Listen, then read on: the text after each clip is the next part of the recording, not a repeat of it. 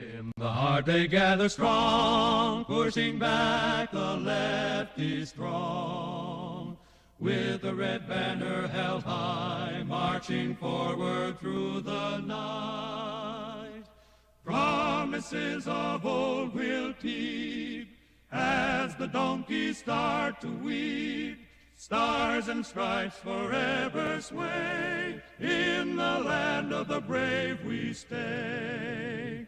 We've got the power now, in the heart of every town. We've got the power now, the Reds are going down.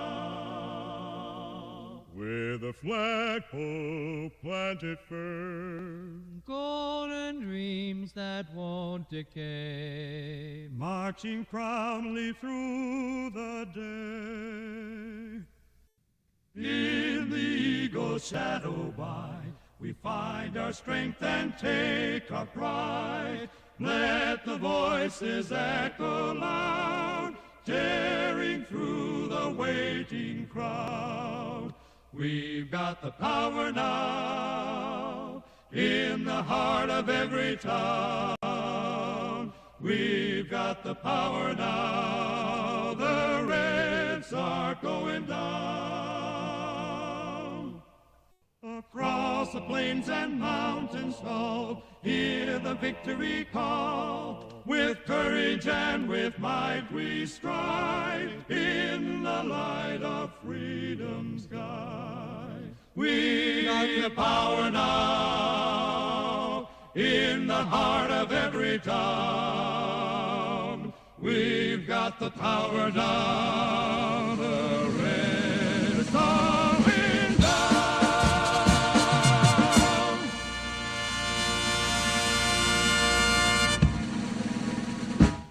In our little town so serene,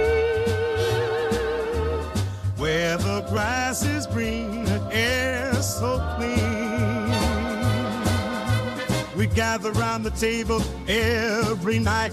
Joyful days, oh, what sight, with values passed, with generations past, living life with love that surely lasts. As the city lights look bright, we hold to our roots tight, in our hearts the same old fires, guided by the good old days.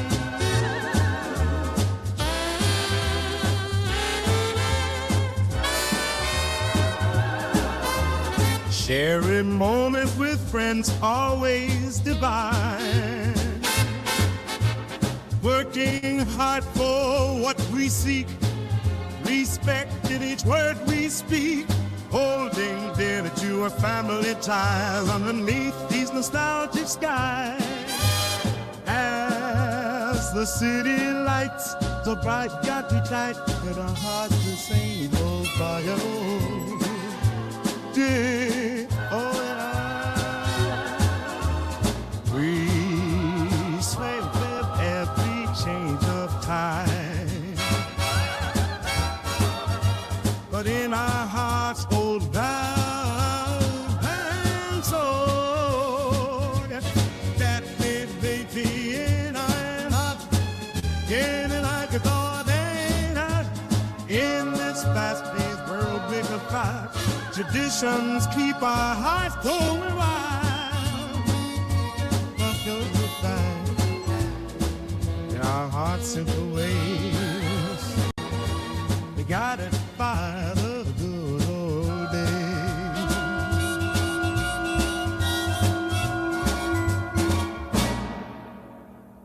Times are changing, feel the buzzing, staying true when they're fussing. Keep the flag a-flying through stormy nights, with the star-spangled banner I stand tall, with manners cross my heart, with hope in sight. Here comes freedom in the land of hope and free, with Stick to values in the trends. Families gather, let's defend. Hold the line, keep the bond alive. Truth in our vision. In God we make decisions for our dream. True, thrive and strive. Here comes freedom in the land of hope and prairie. With liberty.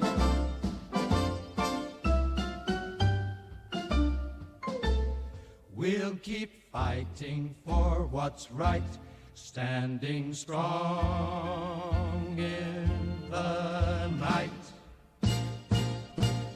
Here comes freedom in the land of hope and bravery,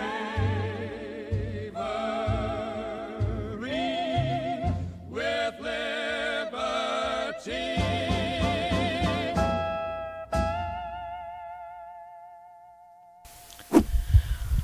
Hello everyone and welcome to Culturama, where on this show we are trying to reclaim the traditional spirit of Americana back into the American zeitgeist. I am so glad to be back after this holiday season. I understand that because of Christmas and I've gotten a little sick over the holidays. I couldn't do the show last week, but thank you for everyone that did show up for this very special New Year's stream, and we have a lot to cover that has been covered in the news. I don't know if you guys are all on Twitter, but there have been a lot of issues covered on Twitter over the last few days. Oh, it looks like my audio is very high. Hold on. There we go. I hope you guys can hear me well. So I'm going to be talking about the H1B Visa scandal on this show. I'm just going to be upfront with you, and I think it's a really big topic that Americans need to contend with, especially the conservative MAGA movement and the conservative populist movement. So we will be talking about that as we proceed further.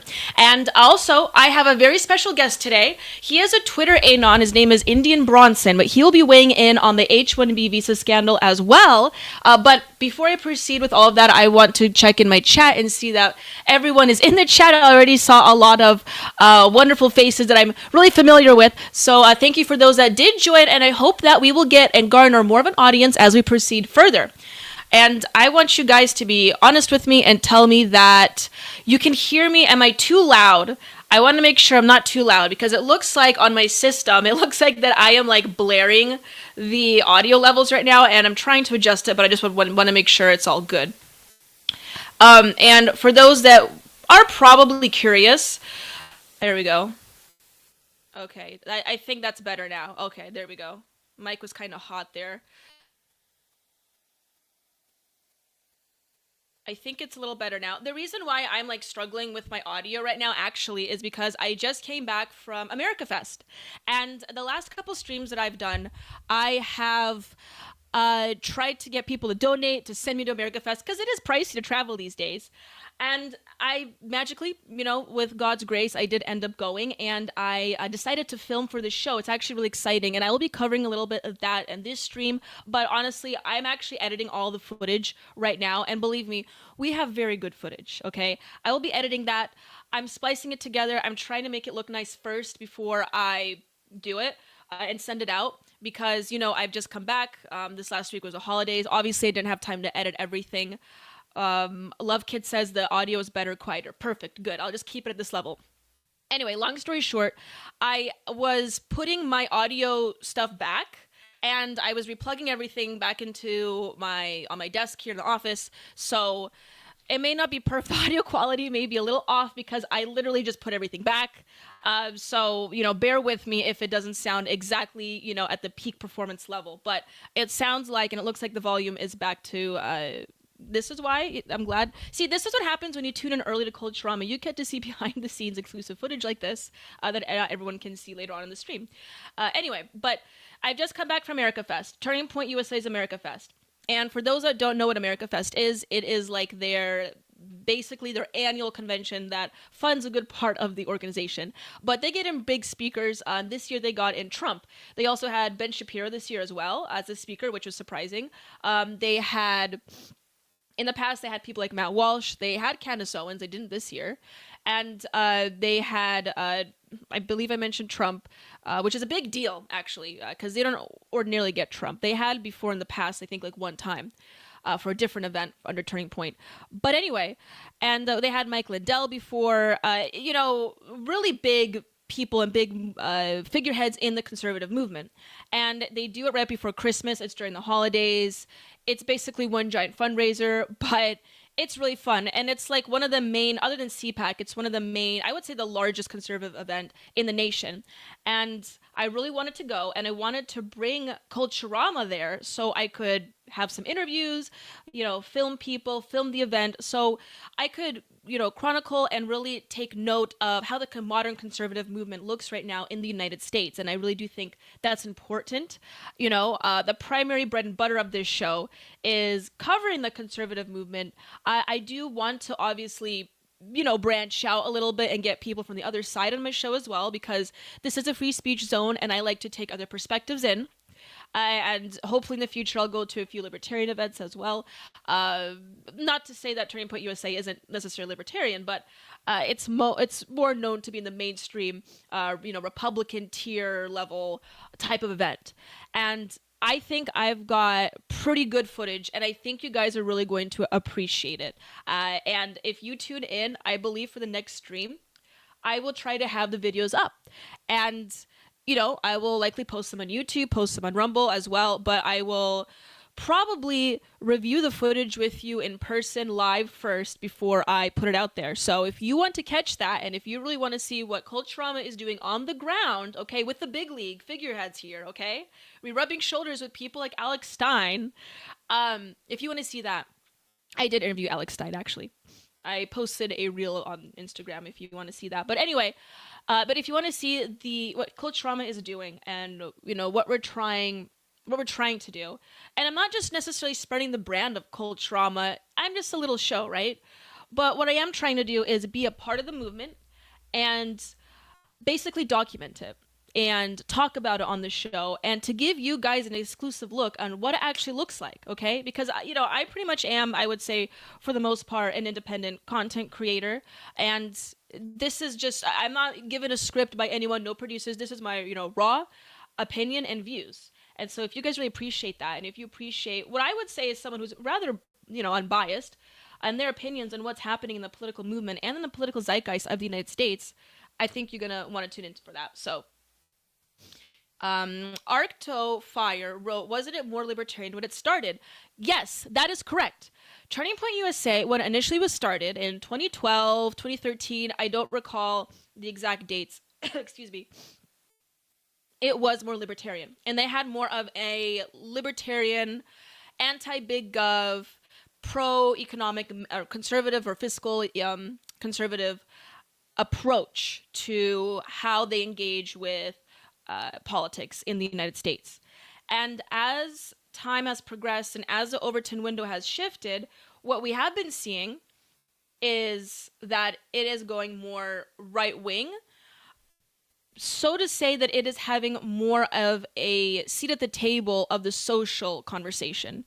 And really, I would say this is a reaction from the greater right wing to what has been happening with progressives and the left side of the political spectrum, meaning that especially, as COVID was going on, but we have been seeing a lot of changes within American culture as it pertains to the social conversation.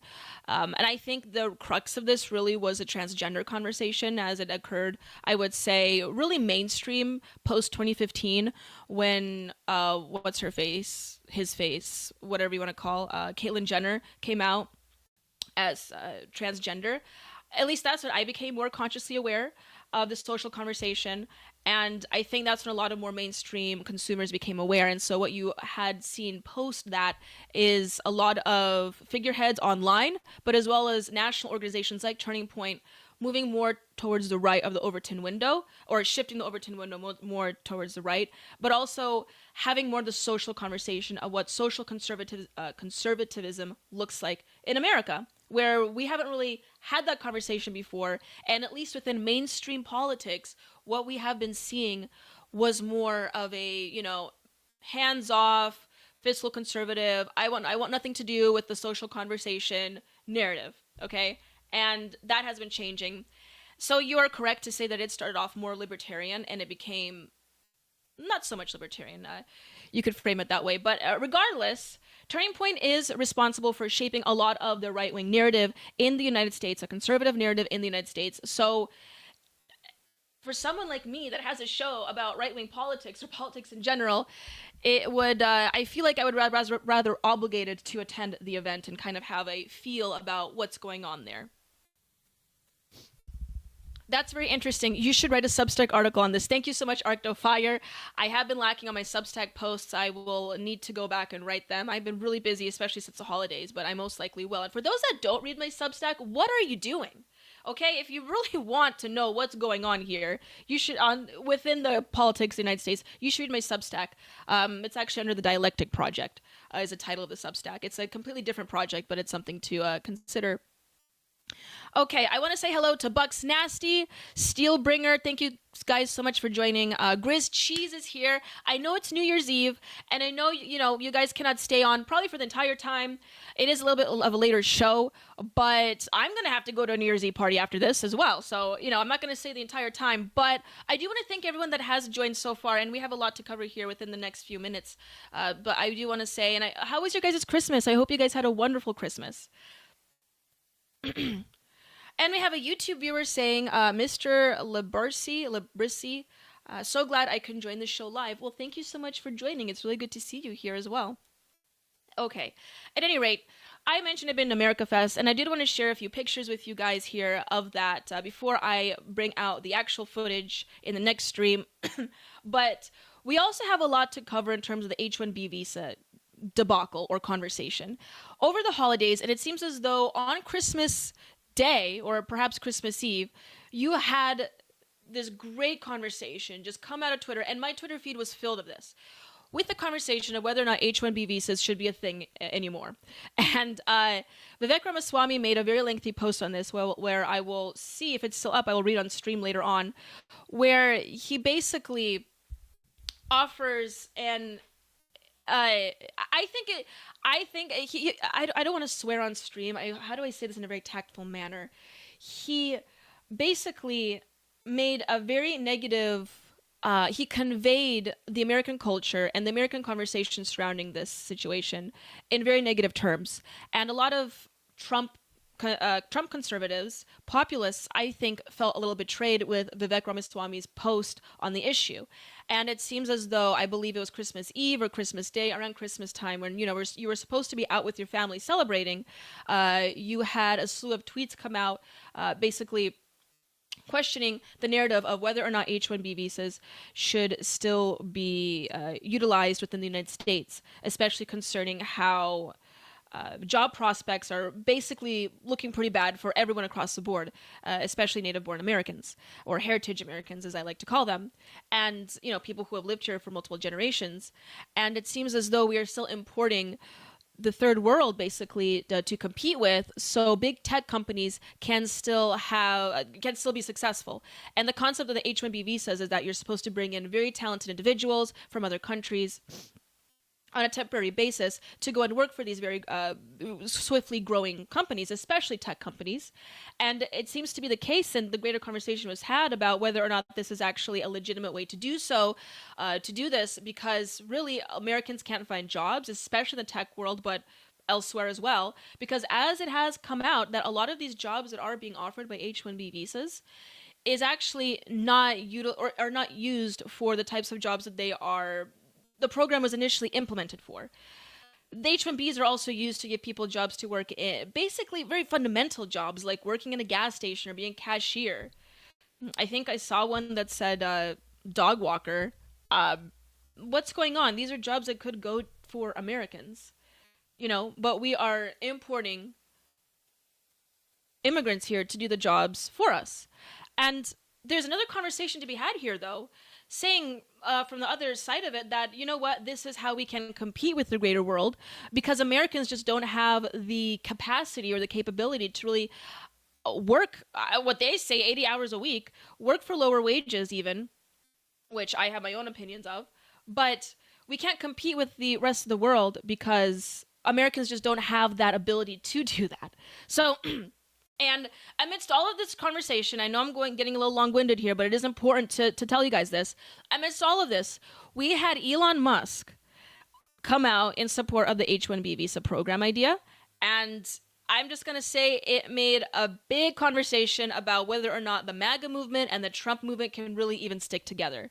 Because as we all know, Elon Musk is a great figurehead right now within the Trump movement, and he was chosen by Trump to head Doge along with Vivek Ramaswamy, and him and Vivek come out basically in support of H1B visas, and it leaves the rest of the Trump supporters feeling essentially betrayed or confused about what the direction of the administration will be within the next 4 years. So I'm going to cover that with you guys. But let me first do something for you and get out a few tweets here out of the way because I planned this. Here's a picture of me and representing Culturama at America Fest Day 2. I have mentioned that I've interviewed a few people, but here's a picture of me with a pillow. What do you guys think about my dress here? This is America 2024. Proof that I did attend, in fact, America Fest, representing the Culturama logo here. So it was all very fun. I met a lot of great people there. I have met also, I wouldn't necessarily call them colleagues, but friends within the circle. For instance, I am Sean, who's a YouTuber for Actual Justice Warrior. I met and I interviewed him. I also met up with Tony Ortiz, who I had him on the show previously for an interview. It was very fun. So I met all these wonderful people. Here's a picture of me and Alex Stein. You guys need to be tuned in the next stream to see the interview that I had with him. That was also very fun. And then we had this situation happen in America Fest. So this individual has come out wearing a Whites for Harris, a White Men for Harris t-shirt, and he did it as a joke. And people there have taken it a little too seriously, and here's a video of that happening. Let's take a listen here. You got am I white?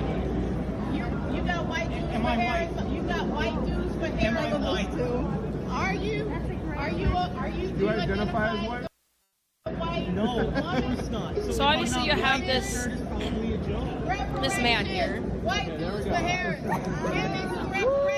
He wore a White Dudes for Harris t-shirt, basically just to troll the people. And this was really a good IQ test of the room to see like who bought it and who took it seriously and who didn't. And clear this individual here took it seriously, and she's asking him to give her some reparations. So this is essentially the type of people that we have here at AmFest.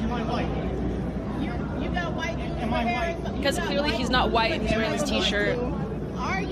But alas. Do you identify as white? No.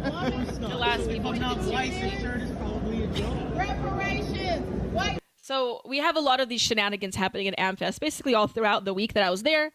And I will be, like I said, covering that as we proceed further within this week. And what do you guys think? Should I start streaming more?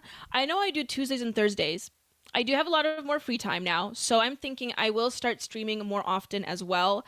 I will, obviously post about the dates and the times, but I really think I need to do that because I think that's how you grow an audience and you get more information out there readily. So I think I'm going to do that, but I'm going to be right back. I'm going to bring up the first stories that has to do with the H1B visa situation.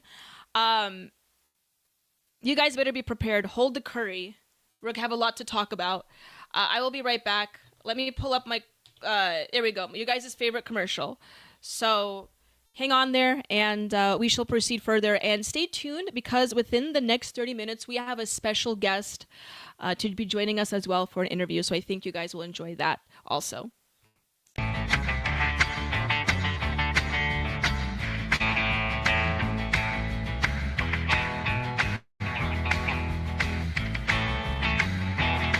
Well, here comes Daniela like Marilyn with a twist. She's got a master's degree and a style you can't resist. On Culturama, baby, we're shaking up the scene. So hit that like, make it click, you know what we mean. Like and subscribe, come on, don't delay. With Daniela at the helm, we're leading the way. It's Culturama, taking back tomorrow today. You have to force behaviors, and at BlackRock, we are forcing behaviors. Mao ordered his citizens to throw off the four olds.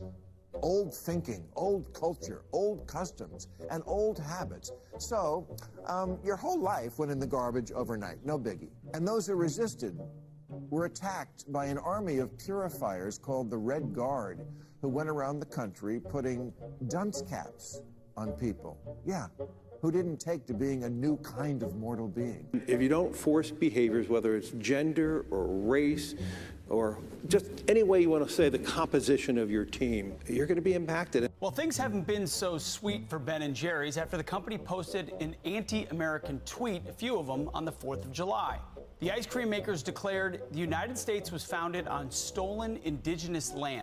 Well, someone should tell Target that, because they're now selling swimsuits with tuckums in the women's section of the store.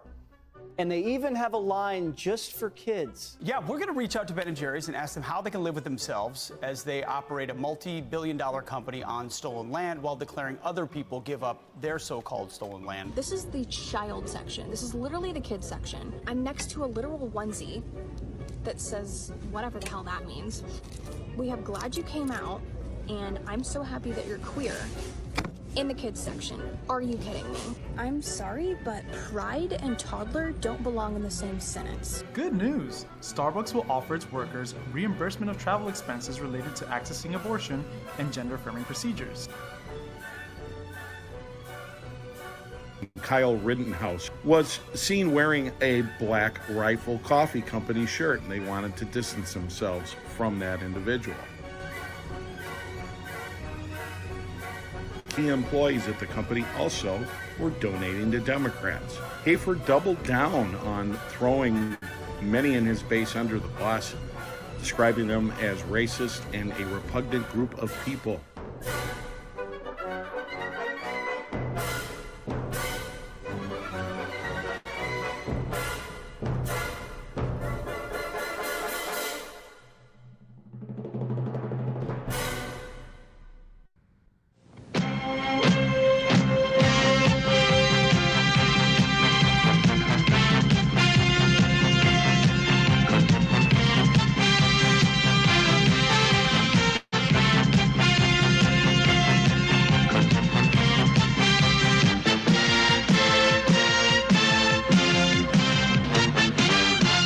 Hey, Liberty lovers, stop scrolling. Okay, welcome back. Welcome back. We are back here again. We have 30 more minutes until we have our special guest, Indian Bronson, on this show. I'm very excited to have him on. He says he has a 90% chance of showing up, so fingers crossed you will. I know he is out with his friends right now on New Year's Eve, but I'm very thankful for him to be able to join the show if he can. So fingers crossed, everyone. And you know what? I think if you send in a Rumble rant, there's a greater chance he will come on the show. So if you send in a Rumble rant, not only will he might show up on the show, but you also will be supporting the show. That goes a long way. So that would be very much appreciated. At any rate, we have a lot to cover on H1B visas. And like I said, over the holidays, the conversation has been released. We have unleashed the beast, so to speak, on the H1B visa conversation. So I want to cover that up with you. So let me pull up the stories here so we can get that up. I am obviously still adjusting since coming back from Arizona, but we will make it work. Okay, so clearly the conversation goes both ways. And we will get into the nitty-gritty of what figureheads are representing what position as we proceed further with the stream. But obviously, we have people like Elon Musk representing the big tech world, right? Coming out and saying, because he is an employer himself, and apparently he has come to this country on an H1B visa as well. So, you know, that explains that situation, why he has such a personal reaction to it. But Elon Musk has come out in support of the H1B visa program still being implemented and utilized in the United States. You have people like Vivek Ramaswamy coming out as well and supporting it online. And then you have people on the right wing, well, they're all right wing, but people on the other side of the right wing, people like, you know, Gavin Mario X. We had people like Lomez come out. For those that don't know, he is also a bigger figurehead on Twitter, saying the opposite. And the biggest figurehead of all, saying the opposite of that of their viewpoint to keep H1B visas, was, interestingly enough, Charlie Kirk. So you do have large figureheads on both sides of the MAGA movement, and on the greater conversation of what the conservative movement should look like in the United States, having two completely different opinions on it. And really, I think this is going to split the MAGA movement. And what I said initially, as soon as I landed here in my home state of beautiful Washington, after coming back from Arizona, and I tweeted this saying that I think the defining moment and the defining question for conservatives for 2025 and onward as we proceed forward with this presidential administration coming in, the Trump administration, I think that immigration is really going to be the defining question of who's going to be part of the conversation and who isn't. And I really do think that. And I thought, initially what this would be, this question of immigration and H1B visas, is that it will root out potentially a few bad actors here and there and mainly keep it mainline. Republicans would be opposed to this program.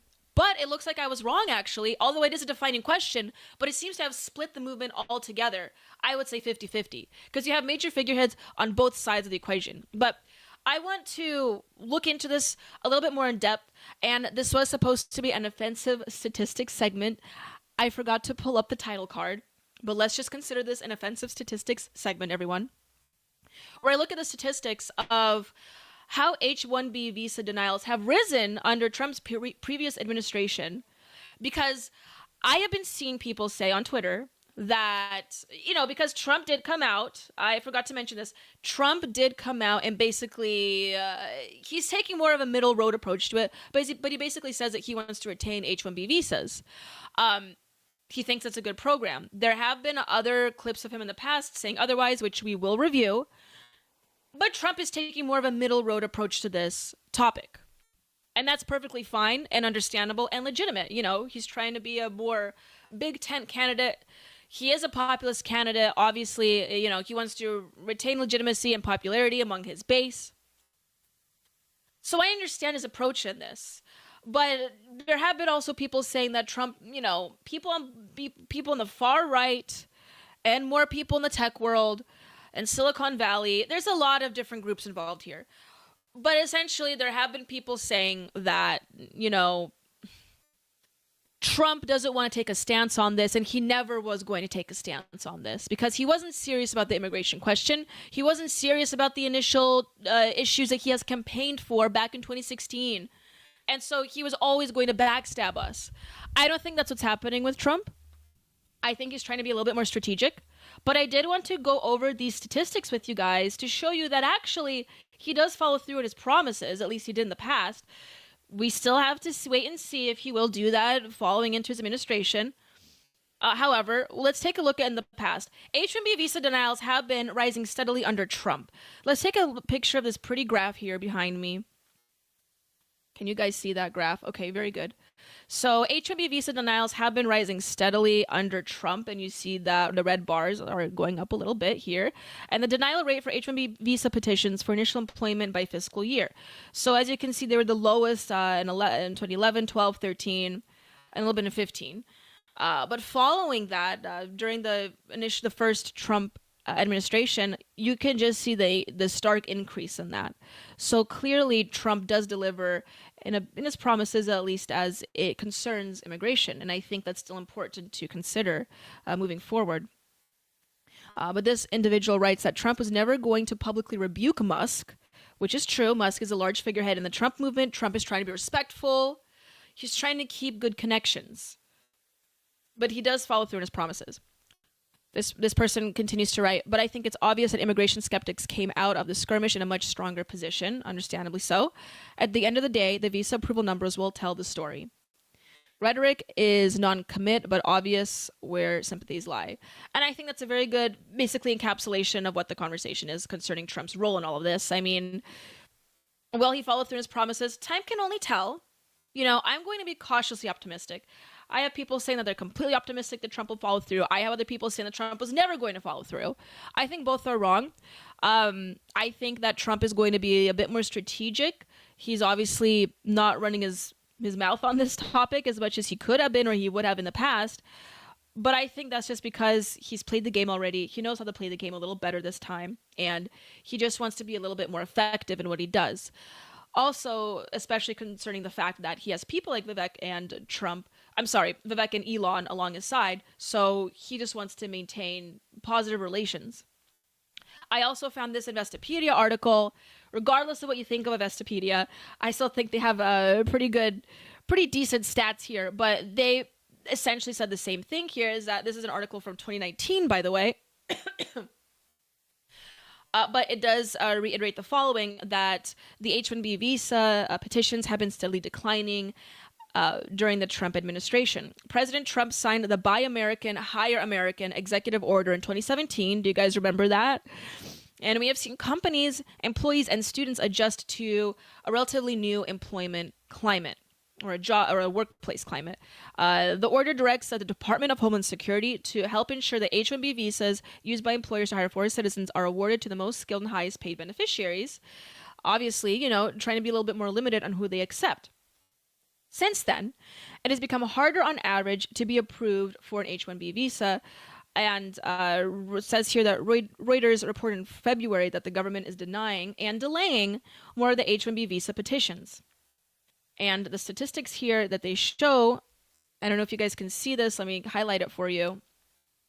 But that H-1B visa petitions rose from 15% in the fiscal year in 2018, and then in 7% in 2017, from 7% in 2017, or 6%, and then 4% in 2015. So clearly you can see that big divide going on there. Obviously, I'm not going to read this entire article, but here's this graph revealing that.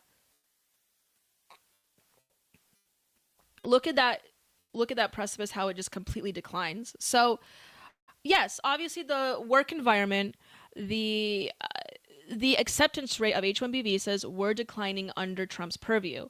So I think it's a little bit irresponsible to claim that because Trump is trying to take a middle road position here, that he's just completely going to abandon his so-called immigration project. Although I also completely understand the people that think that he hasn't followed through on his promises of his previous administration, like he has said. But at the same time, Trump is a talker. He is, a sales guy. After all, he's worked in big business. I think he knows how to sell an idea, in a manner in which the greater popular opinion would be to accept him. But at the end of the day, when the rubber meets the road, when you're posed against multiple legislators who are basically set up against you, you have even people in your own administration, they may not completely agree with you. Things are a little harder to accomplish than what you've initially promised, and that's just a fact of the matter. But let's have the conversation also about how damaging are H-1B visas. Because once again, there is that conversation about the fact that because Americans aren't performing at the same level as foreigners, that we cannot compete with the greater world economically, and we really cannot keep this country afloat. And, perhaps discipline really is an issue with your average American worker, but we also are competing with foreigners, immigrants, that are working up to 80 hours a week for very low pay. And I just don't think, honestly, and my personal opinion on this, I'm sorry for injecting my personal opinion, but I don't think that should be the goal. And I don't think American workers should be competing against essentially what they're trying to recreate as a serfdom, is a serf class of people that will work egregious hours, not spend time with their family, not spend time on themselves for less pay. And obviously that looks very enticing to the employer, but I don't know if that's necessarily healthy for a country. Once again, these are people coming from countries that do not have the best work culture, do not have the healthiest work culture, or even, I would say, the healthiest culture in general. And it's quite unfortunate we have to compete against that. And so, you have been people like Charlie Kirk, Gavin Mario Wax, and others come out and essentially say that, and that American workers have to compete against essentially what they're creating is a serf class. And it's very unfortunate because you have the rest of America not being able to find a job, especially in the tech world, is just being completely decimated by this program. And it's very sad and unfortunate because then you have that conversation about whether or not Americans are having families. We're not growing as a country, so actually we have to import the third world. But what I oppose to you is that if you're going to be working in an environment that forces you to work 80 hours a week or more, for less pay, I don't even think you'd be necessarily compelled to start a family. I don't think you'd be driven to do so. But even if you are, we are still competing against a class of people that does this. And Americans just can't find jobs. If they can't find jobs, why would they start a family? And how would they contribute to the American culture or economy? 71% of tech workers in the Valley are foreigners, or Silicon Valley, this person wrote. The scale of the problem is not fully grasped. 71%. That's insane. And it's really unfortunate if you listen to testimonies online and people writing this, that a lot of people that will go into the tech world, that went to school for it, go into school for for instance, computer science, and they come out with a fresh bachelor's, they cannot find a job. It's completely ruined for them, all prospects. And they still have to live with their parents. They can't start a life of their own. You have these disgruntled young men and sad young women that not only can't find a job, they won't naturally be compelled to find a partner. And even if they do find a partner, they can't even start their own lives. The university world, especially, it seems like, is also being impacted by this, by a ton of H1B accepted assistant professors. And here is you can't see it there, but yeah, this is a long list. Never mind. I thought you can see parts of it, but you can't. But these are just some of the fields that are being really impacted by this. Not only is it the tech world, but it's also greater academia as well, which is also, I would say, concerning, frightening even. Here's another statistic saying, why the F are universities hiring assistant professors from abroad? So there you go. University of New Mexico Health and Sciences Center, University of New Orleans, University of North Alabama, and they're looking for a math instructor, assistant professor, research associate professor. I mean, as someone that does want to get into academia and knowing people that do want to get in academia, how is that going to happen if we're now importing, people of the third world to compete with, not even imbued or previously were imbued within American academia? So, very sad. A very sad situation. I really do think so. And I think that, yes, there is an issue perhaps with discipline in the United States. And perhaps there is some merit to the conversation that people like Ian Miles Chong are putting out there and saying that it's just a skill issue, bro. I mean, Americans can't find a job. They don't want to work 80 hours a week. They don't want to work for egregiously low income. That's perfectly fine. I mean, they want to compete with the greater world, then they should compete and they should put themselves in those uncomfortable situations and work situations. And if they can't do it, they just can't do it and they can't be hired. And perhaps there's obviously truth to that. Obviously an employer will want to hire someone that will work for less pay and greater hours, obviously. I'm saying if that's necessarily what we should be doing, if that's healthy for a country. And you have people like Ian Miles Chong and Elon Musk, and I suppose even Vivek at this point, saying, basically having that perspective. But then you have also people that are essentially black-pilled on Donald Trump and the MAGA movement saying that not only was Trump never for the anti-immigration rhetoric, I suppose you could say. I wouldn't say it's necessarily anti-immigration, but he did have a negative perspective on the present policies that we had at the time as they related to immigration. And so what we needed was a reformer on that. And people are basically blackpilling and saying that Trump never had anything to do with that and he never will. And it's not even an immigration conversation or movement to begin with. But I want to tell you something. I think it truly is an immigration situation. Trump has had impacted the acceptance rate of H1B visas in the past, and I truly think he will do so in the future. And if I'm wrong on that, I will be wrong on that. And on the next stream, I'll come out and I'll say, you know what, I was always wrong.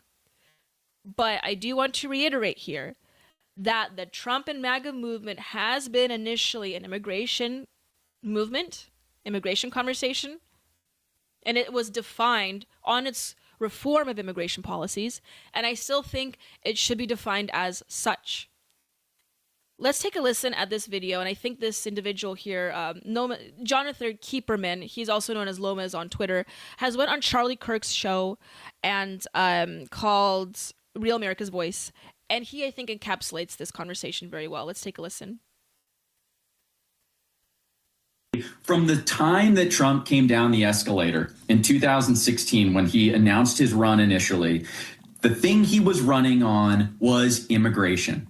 and it was preserving America and its inheritance and its largesse for the American people. That is what MAGAism at bottom is based on. It's based on preserving an America that we know and understand and is the greatest country in the world, preserving its country and preserving its people and its wealth for its people. What this H1B issue does is cut directly against that fundamental position that gave rise to MAGA in the first place. Now, we can haggle over some of the details and how we negotiate around identifying talent, but what the tech right needs to understand is this coalition exists, MAGA exists, Trump exists because of this question over immigration. We fought for decades on this issue. We have finally won a resounding victory here in 2024, and we don't intend to relent on this issue now just because these tech guys need a couple of engineers in their department. This is going to be something we fight on. It's something we care about, and it's something they need to understand as a fundamental issue for the MAGA right. And I think that actually explains pretty well what we're trying to say here. You have the MAGA right, and then you have the tech right. Basically, I think Elon embodies the tech right at large, and so we have been seeing that divide a little bit. So yeah, here's another tweet I think that also exemplifies what I'm trying to convey. MAGA is at its core an anti-immigration movement. That's not the choice of Trump or Elon, that's the base. It's why Build the Wall won him an election. It's why they're eating the dogs and cats won him the election. And that's because Americans feel forgotten and left behind at best, or maligned and actively pushed at worst. America first means Americans feeling like they actually come first in the eyes of our leaders, not illegals from this word I cannot pronounce, not Israel, not the GDP, not a mission to Mars, and certainly not cheap labor from Chennai. Feeling prioritized as a people who are actually from here instead of forgotten and cast aside is a number one priority of the base. And yes, I think that also basically encapsulates what I'm trying to say here, but the America First movement and the Trump's MAGA movement and this populist movement that started off from the very beginning in 2016 or the latter half of 2015 is that it was trying to put Americans first, because for the last 10 to 20 years, Americans did not feel that way. They honestly felt maligned for quite some time. And now is the time for an individual to come in and change that. And that person and that mantle was taken by Trump. And it was embodied by Trump. And Trump is not so much an individual as he is perceived as sort of this avatar for this sentiment. But at the same time, we are still dealing with an individual who clearly thinks for himself, and he has to, because he's up against what he called the deep swamp, or whatever the structure of the government is at this time. Whether it's completely corrupt or not, I think it's very complicated. I don't think you can surmise it in one way or the other, but he has to be independent. He has to stand up for himself, because he is standing up for an attitude and a belief system that has been ignored for quite some time in American politics. And I think that's what we're really running up against. Here's Charlie Kirk basically having a conversation with the immigration czar, and I think this also really brings home the conversation that we're having here. There will be a massive psychological media operation run. So as the conservative movement proceeds forward, let's say that Trump does take on that mantle and proceeds forward with the anti-H1B Visa program scandal or narrative, we do have to be prepared for the opposition and what they will pose against us if we proceed forward with this as a movement. And we must be ready for this, everybody. It'll be kids in cages with an exponent. Can you talk about, Tom, about how they lie about this, what we should brace for, and how we need to just keep our head down and do the work and fulfill the mandate the American people gave us? Well, this I explained to President Trump, this is coming, right? The first crying female, the first crying baby. But we're going to enforce it. Immigration enforcement has always been controversial. It's always been emotional. I get it. But we're a nation of laws, and we're going to enforce those laws. If you come to this country illegally, that is a crime.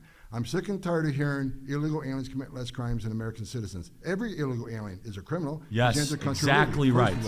That's right. But look, they've already started. Like, I'll share with you, I got numerous death threats against me.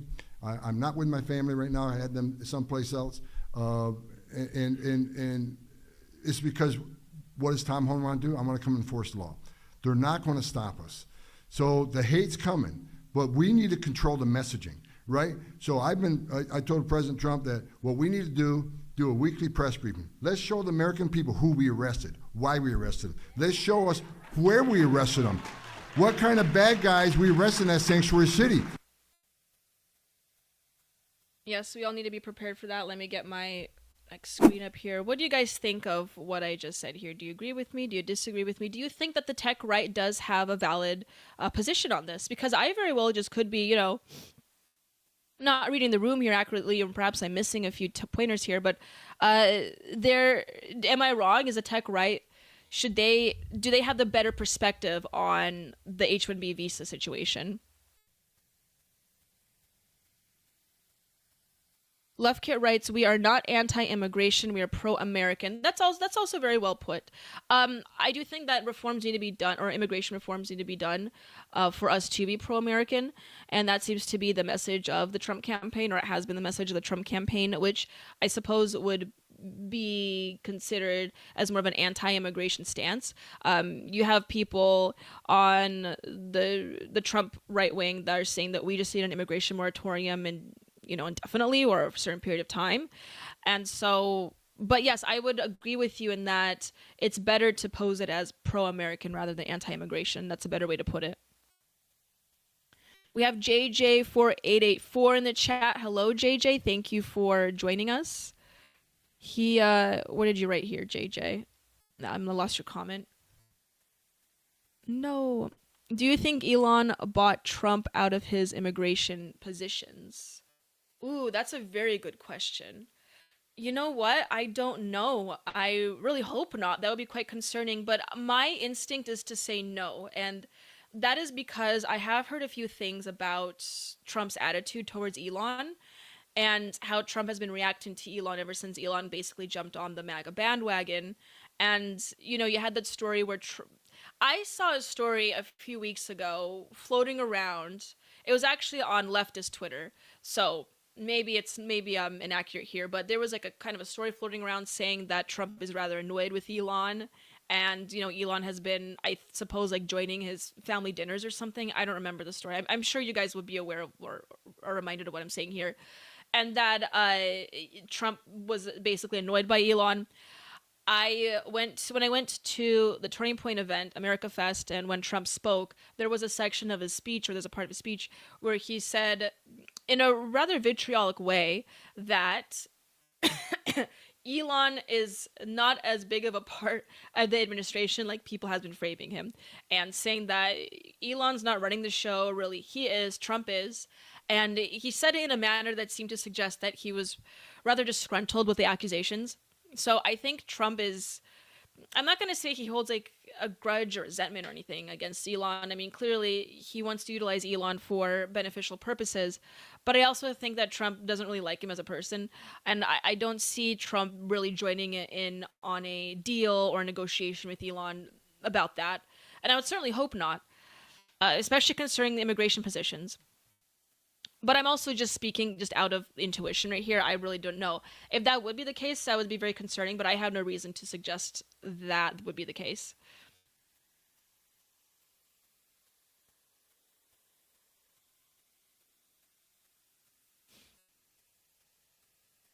I'm just reading the comments here.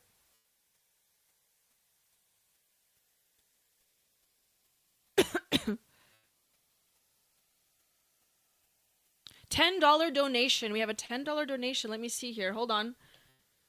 Hold on a second. There we go. Entropy Nomad. Thank you so much, Entropy. Here comes the money.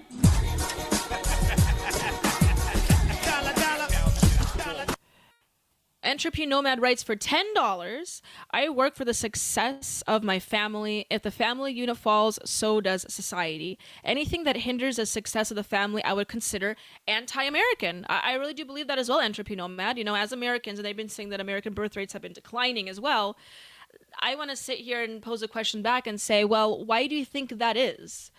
I don't necessarily think, and okay, I will say this, the conversation is complicated, okay? I mean, clearly as women get into more higher education and get into the workforce more, birth rates will decline a bit. I do not think it's contributing, however, as greatly as what we have been seeing, as much as what the economy is doing and what the workforce is looking like for all Americans right now. And so obviously the issue is multifaceted. There could be a question of culture and values at play here, but you know what? I really don't think that is ultimately the case. Yes, we do have to address a few cultural issues, or some of the anti-natalist sentiments that are found within greater Western culture and American culture. But you know what? I really don't think at the end of the day that's what's contributing to the issue. I think at the end of the day, naturally, people just want to start families. I think that's not something you can really hack with just values and culture or, throwing more women in the workplace. In fact, if the present state of the country was in a better position, not many women would get into the workplace and just would want to start families. I think that's a natural inclination of most individuals.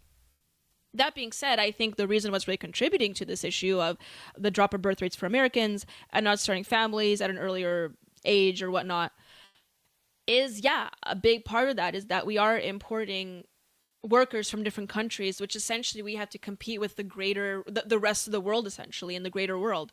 And it is killing American society in the long run. I think that addressing the family problem in America, where people aren't having as many, kids or not building families earlier on, I think that addressing it is going to be a long-term answer. And a large part of that has to do with addressing the immigration situation that we're facing in our country, especially as it pertains to employment, which it always does. And we do have to target, or at least question, whether or not H1B visas is really helping us. It, helps the GDP, but doesn't really help America and Americans. Okay, my guest has gone back to me, and he said that he's going to be a little bit late, like 10 to 15-ish minutes, but it looks like he will be joining us. So I'm going to be going to commercial, and I will pull up the next couple stories before he comes on and make sure that he does come on. We are going to be speaking with Indian Bronson. For those that don't know, he has a pretty well-known Twitter account, and he has a lot of things to say about this issue. So I will be getting him on. I think you guys will enjoy it. I also want to thank Entropy Nomad so much for the $10, and thank you for joining me on this New Year's Eve celebration. And send in more Rumble rants. And you know what? If we get in more Rumble rants, I'll think of a goal. Maybe it'll be like $40-50. Maybe we'll make it $50. If we reach that, you know what I'm gonna do? I'm going to unleash the beast. Kill. Yes, that's right. I'm going to unleash the beast here. Now, Leo's gonna come out at the end of the stream. If we get in a few more donations, I kind of want to cap it at, not cap it, I mean, please donate more, but I do want to maybe make a goal of $50 donations so we can get more, we can get Leo on, the stream here. Will you guys want that? I know Grizz Cheese does. I think Grizz Cheese, is it Grizz Cheese that really gets excited when Leo's on? Or was that Barney Styles? Maybe both of you do, but anyway, I'll be right back. Stay tuned, and I will try to get our guest in as soon as possible. Times are changing, feel the buzzing, staying true when they're fussing. Keep the flag a-flying through stormy nights. With the star-spangled banner, I stand tall with manners, cross my heart with hope in sight. Here comes freedom in the land of hope and free, with liberty. Stick to values in the trends. Families gather, let's defend. Hold the line, keep the bond alive. True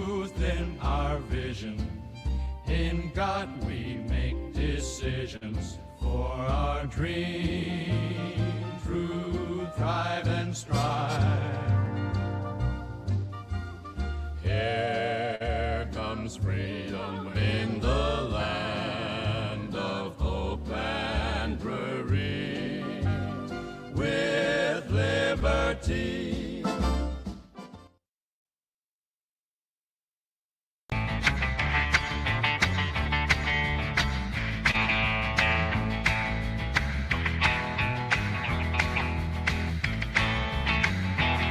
Well, here comes Anita like Marilyn with a twist. She's got a master's degree and a style you can't resist. On Culturama, baby, we're shaking up the scene. So hit that like, make it click, you know what we mean. Like and subscribe, come on, don't delay. With Daniela at the helm, we're leading the way. It's Culturama, taking back tomorrow today.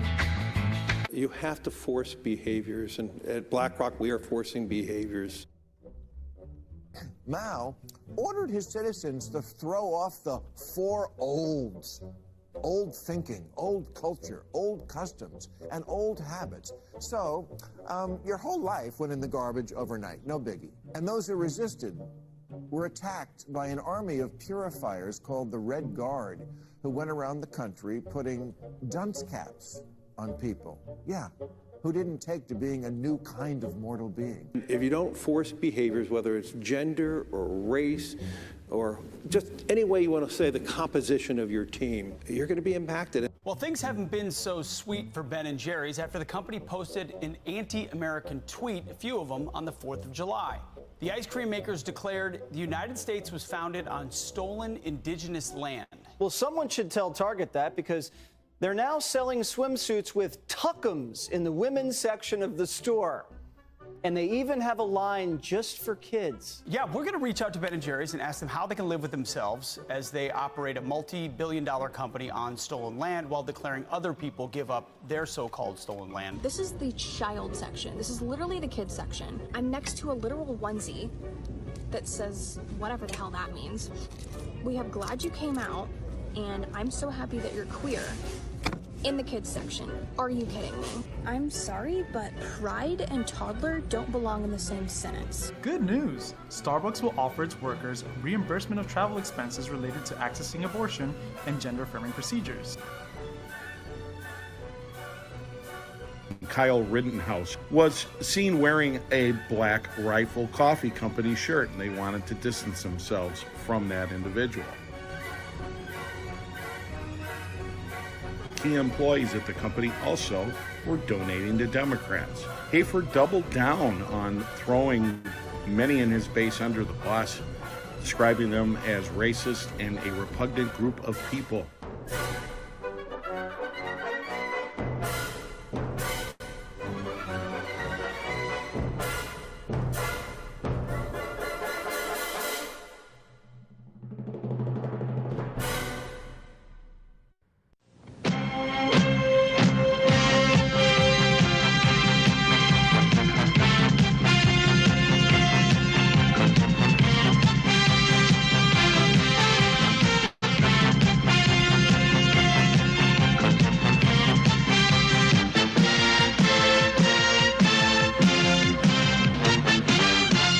Hey, Liberty Love.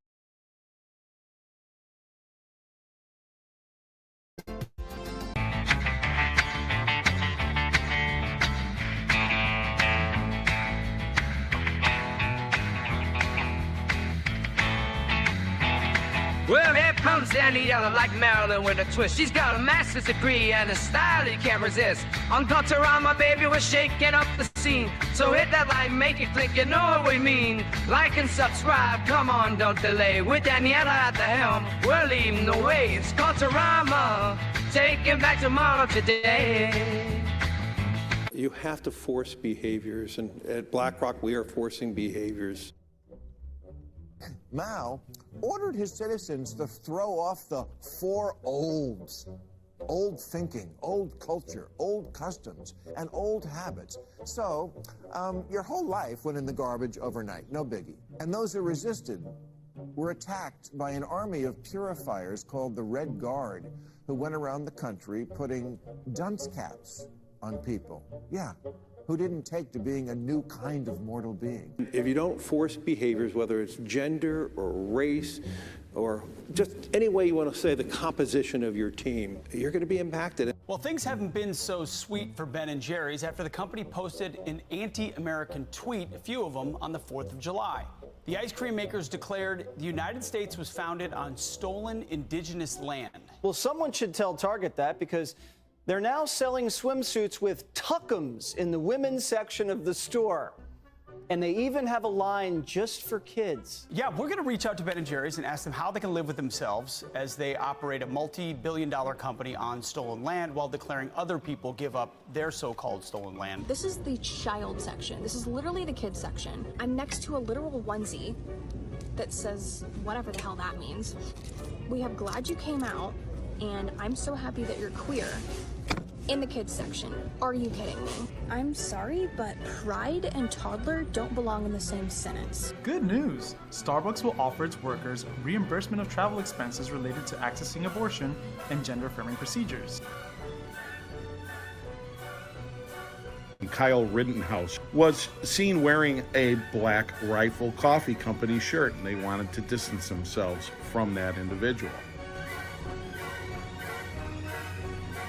Key employees at the company also were donating to Democrats. Hayford doubled down on throwing many in his base under the bus, describing them as racist and a repugnant group of people.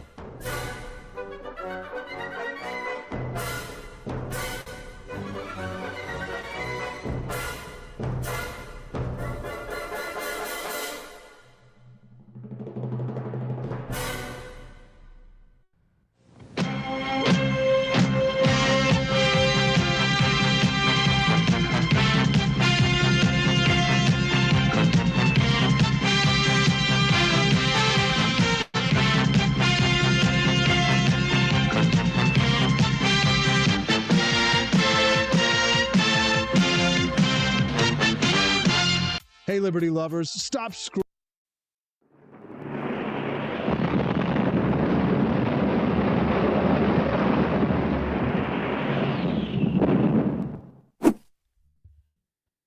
Okay, let me see here. Oh my goodness. Can you guys see Indian Bronson on the screen here? Hold on a second. I have Indian Bronson live. My goodness, is it not working? Let me see. What an intro. I can hear you. Can you? If Okay. that's Let me check the yeah. chat and see if the chat can hear. Can you guys hear Indian Bronson? His image isn't up anyway because he is being anonymous, but can you guys hear him? Yeah. Can you guys Star, please increase the country cap, Star. Can you hear me? I am the H1B individual that is doing this this interview here.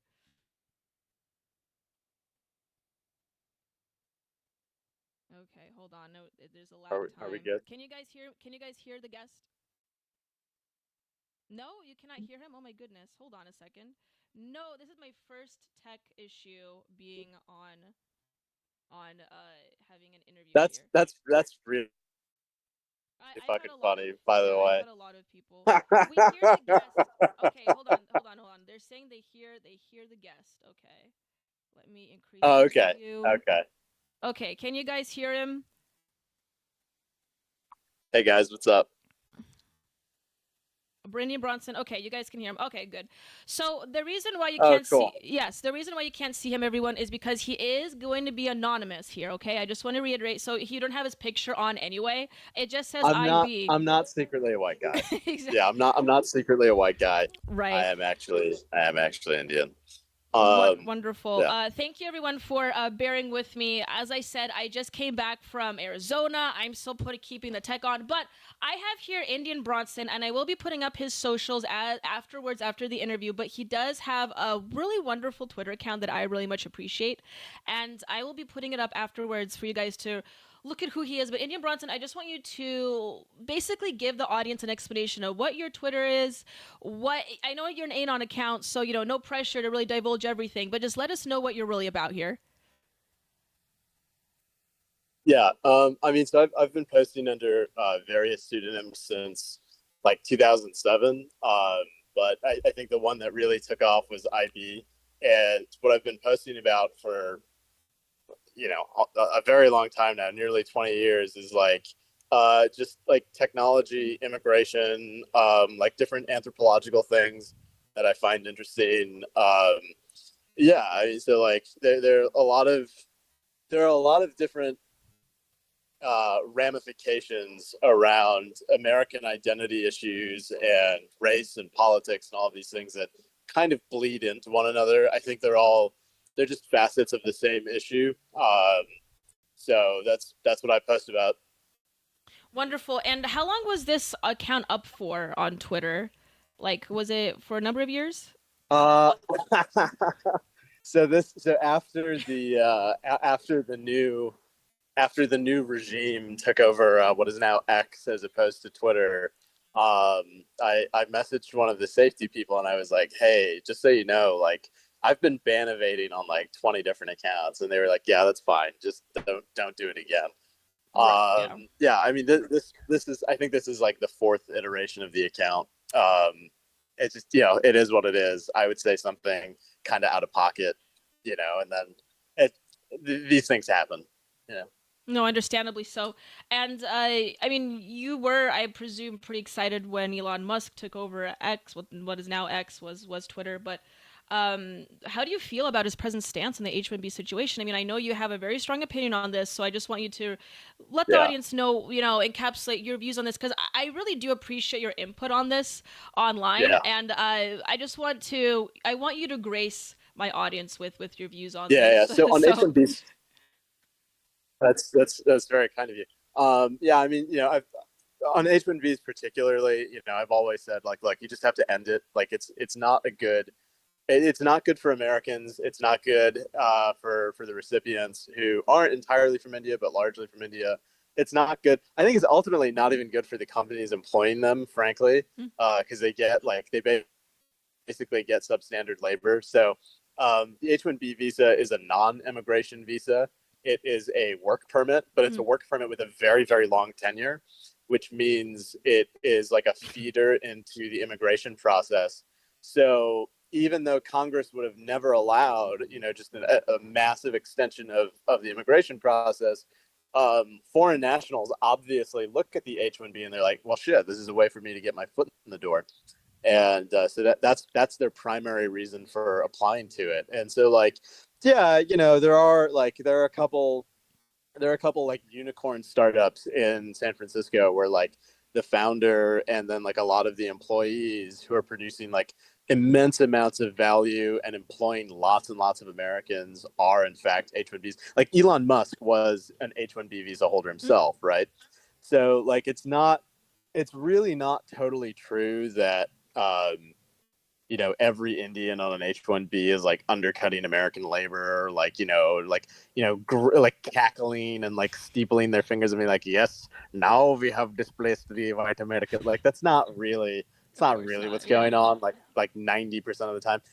Actually, I wouldn't even say that. I would say like 10% of the time that's not what's going on. But 90% of the time, like actually it is kind of like that, right? It's like these are people who they just want to immigrate to the US and they'll do whatever they can to get one of these jobs. And there's like a whole nepotistic like network around like fake job postings and like hiring friends and all of this stuff just to get the visa status. Because in addition to the H1B, there's stuff like the H4 visa for spouses. And then like if you have a US citizen kid, like that is also a plus to your immigration applications and stuff. So the whole thing is just kind of like there are so many perverse incentives going on. And on top of that, like it just directly undercuts like the labor for like American workers, particularly new grads. So I've always been in favor of ending it, like just canceling the whole thing. I don't think there should be any. I mean, they're like if you're doing like cost arbitrage in labor, like at least be honest and outsource your business. Like don't import people to do that. Like that's just it's bad for a lot of reasons, but it's just not acceptable. So yeah, that's my stance on it. And then in generally on immigration, that's the H1B in particular. Generally on immigration, right? Like I'm a restrictionist. I do think that what we call white people, with like a capital W, is a little bit different than white with a lowercase w, right? Like I think of, the majuscule W, right? Like this is the ethnic demonym of Americans, right? Black with a capital B is actually different than black with a lowercase b. Like I'm very clear about this on my Twitter. Like I think of black and white Americans as ethnic nations of the nation state, right? Of the United States of America, and like these are people that have been here, since the 1600s. Like if you look at the time period from Jamestown through to the 1965 Immigration Act, or certainly today, that time period is like kind of comparable actually to the difference between like the Treaty of Verdun and the emergence of France and Germany as separate nations from what was once called Francia, right? So this might seem like a non sequitur, but it's really not. Like sometimes when people in America take like an ancestry test, they'll see on like 23andMe or whatever that they have like French German DNA, and everyone's question is always like, well, what does that mean, right? And it's like French German, these are totally different people, right? And like turns out not really. Actually, they're basically genetically the same for the most part, and the reason for that, look up Charlemagne, you'll see why, right? Like but we think of French and German people as so totally different now because they speak different languages, there are different aesthetics and cultural habits associated with them. But like they really are actually the same genetic people, but they became different nations is the point, right? Like English people and Australian people, yeah, like Australians really are just English people transplanted to Australia, but like they became sort of different. They became a kind of different nation. And I argue that happened to Americans as a nation. Americans are a nation of people. And, the United States of America, for almost all of its history, up until very recently, was popularly and statutorily, I should add, conceived of as a nation state. And so when you have so many immigration interests that kind of run up against that, I think it's bad for Americans, first of all, which is why I object to it.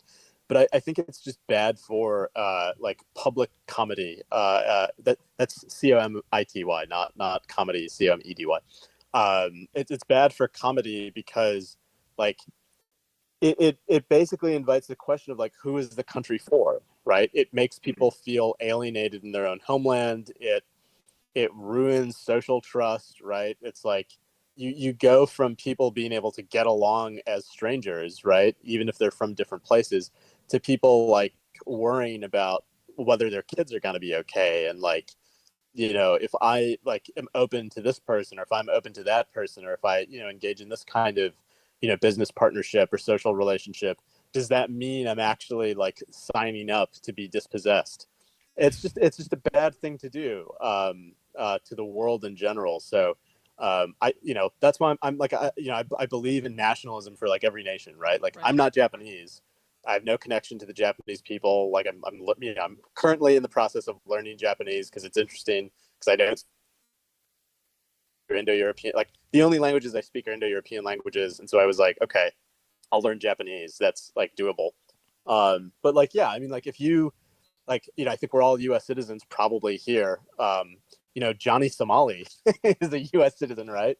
Like, there's no way that you can look at that footage of him wandering around Japan and being terrible to Japanese people and not feel like you're on their side, right? Like, it's like, right. How dare he, basically. And so, yeah, I mean, like, I think often in these discussions, people are like, oh, but like these people have a co-ethnic interest, or, I'm for this because like, this is like a white identitarian or like white nationalist issue, and like I don't really think it's that. I think it's basically just unfair to take people's homeland from them. I think it really just comes down to that. Absolutely, and a lot to cover there, but no, I absolutely agree with you, and I can see how the H1B Visa program is ultimately like designed to basically have our nation fail. But just kind of shift gears here, what do you think is the Trump movement, or I suppose rather, what did you think about Trump's response to this? I mean, what do you predict will happen to the Trump movement as we go forward and on this?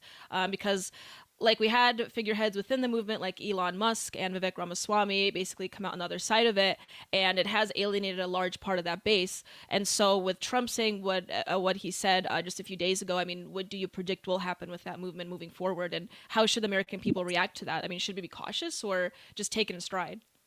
I wouldn't speak for the president.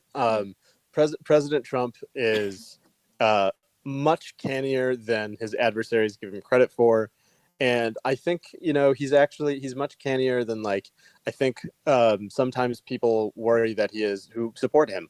I think he had a fairly decent response. And there was a little bit of confusion where he said he has H1B workers on his properties. I don't think that's true. I think maybe he has J1 workers. It would be surprising to me if he had H1B workers specifically, but I think Trump and Musk are not that different on this issue, where people can interpret it to say Musk's position is this or Trump's position is this, and it's look, if you think that either Trump or Musk want to make the country unrecognizable with huge immigration inflows and grind down the hope of an American future or demographically alter the country, I don't think that's true, right?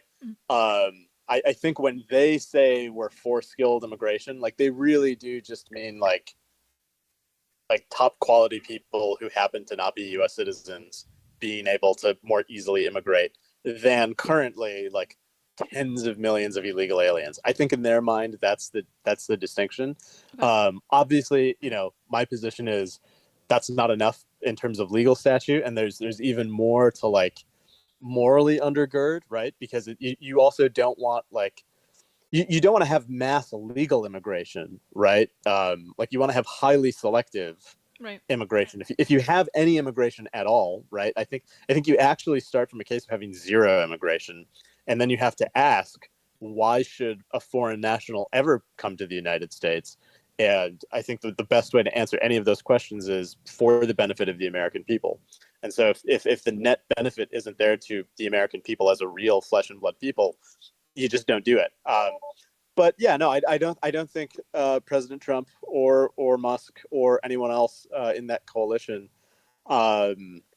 anyone else, the Vivek question will come up. I don't think anyone else really has it out for Americans in this. People say dumb and ill-advised things all the time that they really shouldn't say, but President Trump, I trust Trump. JD Vance, I think, had an amazing response to he quote tweeted Josiah Lippincott, who's a buddy, and he was yeah, a lot of people for a long time have said the best way to help America is to just get cheap labor and ruin the wages in the job market. We don't think that. And he kind of reiterated that, by retweeting one of Steve Cortes's tweets, and even Elon Musk, I think, actually ended up retweeting another beloved mutual. And saying look, we want regular Americans, not just we want regular Americans to have a nice life. So it's not even about protecting elite Americans from competition. Everyone, America first means Americans first, right? It's that simple. So I think that a lot of this stuff, the fears get overblown. A lot of people are already blackpilling about a Trump administration that hasn't started, and it's take it easy, guys. Trump isn't going anywhere. JD Vance has been as clear as he can be that he has seen this debate playing out, and it's not gonna, there are not gonna be any giveaways. I would just say chill. It's gonna be okay. Oh, absolutely. I agree with that. And like I said earlier in the stream, I don't know if you're watching or not. I know you're out with friends because it's New Year's Eve. So I'm in the back of an Uber right now. Gotcha. So. Well, thank you for joining, and I will keep this brief because I know you're out and about. But I said earlier in the stream that, hey, look at the statistics of the H1B, the decline of H1B visas being accepted in the country as soon as he took office in his first term, and people just have to go back and look at the stats of that. So I really do think Trump will deliver. I just think he's, I just think he's just trying to sound a little bit more acceptable right now, as far as social media is concerned. And I think you're right also in J.D. Vance's response to this was also very well done and also brings me a lot of hope. And you're right on Elon Musk. I believe, I think you're correct. He kind of winded back on that narrative. I'll say this, Elon had a, again, beloved Twitter mutual. Thanks, man. Yep. Beloved Twitter mutual, Elon Musk had he had an unfortunate tweet or I guess post where, people were like, we don't want any legal immigration or whatever, and he was like, you fucking retards. I think he called someone a retard or a subtard. Yeah. And then he was like, I'll go to war on this in a way that you've never seen. And like, yeah, I mean, look, Elon Musk himself was an H1B, right? So if he just gets, I mean, he's a human being, right? Like he's gonna react kind of negatively to people, just like shitting all over him. Particularly after he put so much on the line to help Trump win. So I think that's all that was. Like, I think often there's like a media caricature of Elon Musk where it's like, he's like this unfeeling robot. And like, I don't think that's true. I think he's a very sentimental guy. I think both he and Trump are actually very sentimental guys. I think they really,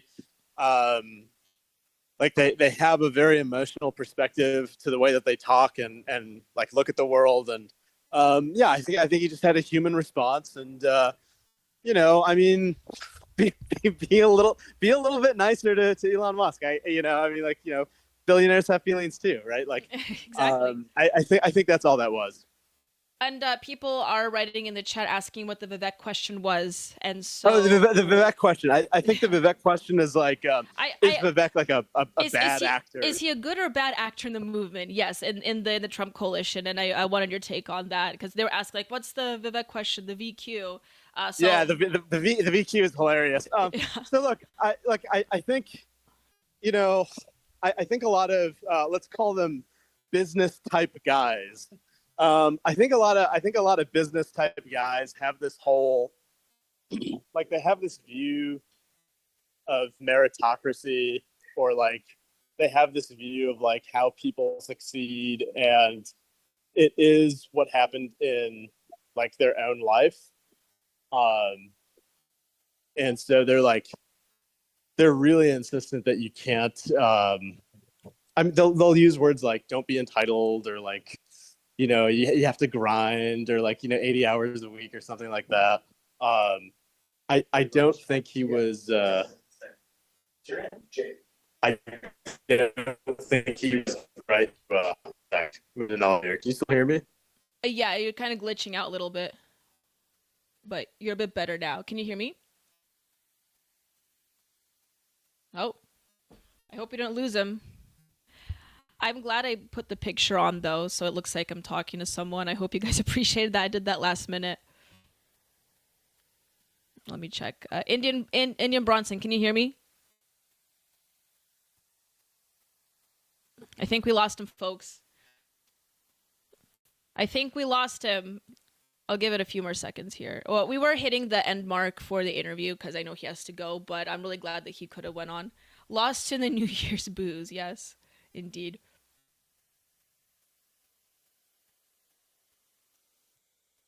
I really wanted him to answer the Vivek question. Love Kit, go party, have fun, and Happy New Year. Yeah, I hope. Hey, no, I'm back. I'm back. We're Sorry back. about that. I was making small talk. We're back. I don't want to keep you much longer. Just finish your question, and you can sign off and go party today. I know it's New Year's Eve, so I don't want to keep you. He's wrong. He's wrong about people needing to just grind constantly and their desks for 8 hours a week. Like, you don't want that. That's okay for founders. That's not okay for people in general. Is this it? Is this? Is it open? I don't think it's open, man. It's closed. The restaurant closed. Are you a former H1B? No. You are a former H1B? Yo, I have a former H1B here. Yo, what's your name? Leonardo. Oh, Leonardo? wow. Leonardo? We have a live one. Guys, Leonardo looks Italian or some kind of European. He doesn't look Indian. You Okay. Italian? Brazilian. Oh, well, okay, but are you? Okay. I got one. I got a. Do you have a green card? What are you? No, I have a green card. So we can't deport you. No. Okay, we can't. Okay, Leonardo, say hello to my internet friends. Hello, internet friends. How's it going? Hello. Here with a show representing. So, I want Leonardo to be here on the show because, some of the H1Bs are, they look Italian. They are Italian. Yeah. They have Brazilian passports, but we can assimilate them. It's fine. Oh, absolutely. You know? Absolutely. Thank you. Well, thank you for joining the street. What's his name? Leonardo? Leonardo. Is his Leonardo. name. It was good to meet you, And Leonardo. we're waiting for Boris to open UPH05. Very cool. Boris, open. He is not opening this door. Well, I don't want to keep There's you a guys. dog. I don't want to keep you guys too long, so I can leave you. I can leave you to your late night shenanigans. Jamie, say hello. Say hello to our internet friends. Yo, what's up, internet? I'm Jamie. I'm a full-blooded American. Hello, I belong Jamie. here. Thank you for joining the stream. Indian bro. Jamie belongs here, unlike me. Hey, what's up, man? Heritage American, right there. Yeah. Okay. Can you guys hear me still?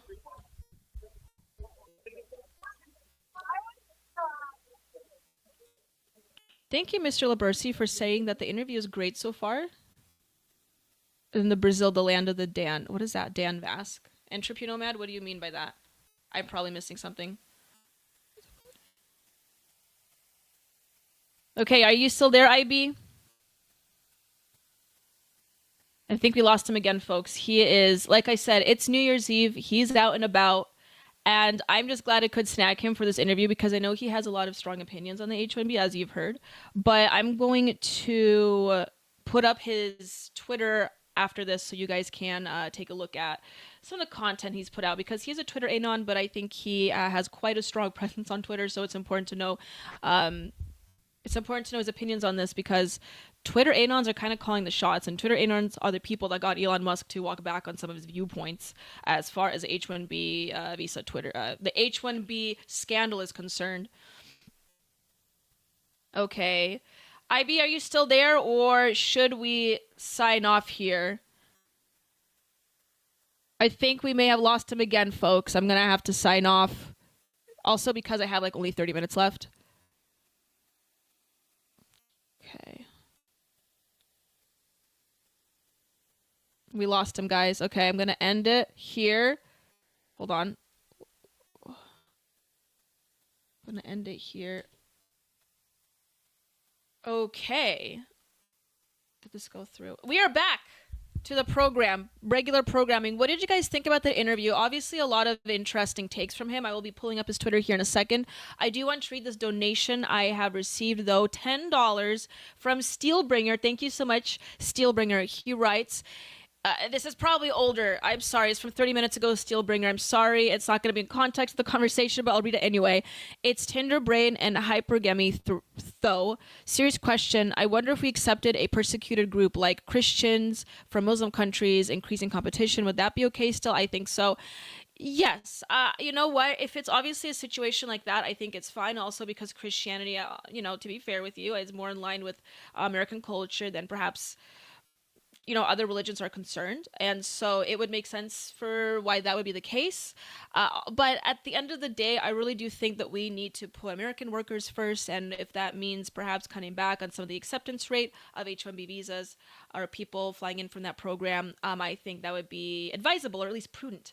And concerning what IB or Indian Bronson has stated as well, related to that, it is just undermining the progress of our country. And so it would make more sense to me that we should perhaps put limitations. I am not necessarily saying that I think we should have a complete immigration moratorium, although, however, people have posed very interesting and rather compelling arguments on why we should be doing that. But at least as far as a culture question is concerned, it would make more sense, I would say, For instance, to have people, especially from that situation, people who are perhaps more inclined to be, how do I put this in an understandable way, would be more inclined towards, I suppose, embracing their religion, and embracing those tenets of their religion and that culture more in this country than perhaps in that country. So that would make a lot of sense. Dash, thank you so much. It was a great interview. Well, thank you. I know we have a few technical issues. I really apologize for that. I literally tested it as soon as I went live. It was perfect. It was fine. And then literally as soon as he comes on, I couldn't do it. And, but I did manage to get a picture up there, so it looks like. So if I do clip the interview, it looks like there was someone there. I was kind of thinking on the dot there, but yeah, I hate how that happens. It's like, I swear you guys, I literally tested it. I got everything perfect, and like my mic's messed up.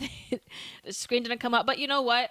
Honestly, I'm surprised it took this long for a screw up like that to happen. I mean, I've been doing an interview a week ever since I started this show in October, and I haven't had any issues. I think one time I had a little bit of an audio issue, but really I had no issue. So this is the first time, so this just puts hair on the chest. It's a learning experience for this show. So thank you for those who were patient.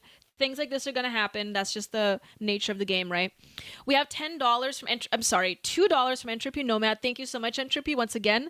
He writes, Internet lore, Dan Vasquez, a Brazilian man, bun-wearing, Bon Jovi aficionado, who does the intro song to Friday Night Tights. Okay, thank you so much, Entropy. Thank you for answering my question. I wouldn't know that.